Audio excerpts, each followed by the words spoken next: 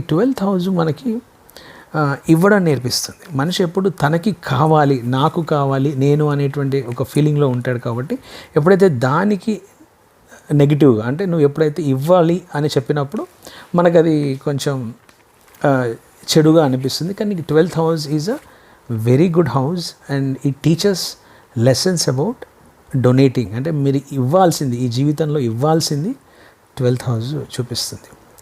So ఇంకా దత్తాత్రేయ ఉపనిషత్తులో ఏం చెప్తాడంటే, బ్రహ్మదేవుడు మనుషులకి ద అనే అక్షరం గురించి అంటే ద అనే విషయం గురించి విశేషంగా చెప్పాడు. ఇక్కడ ద అంటే దానం గురించి చెప్పాడు, అంటే డొనేట్.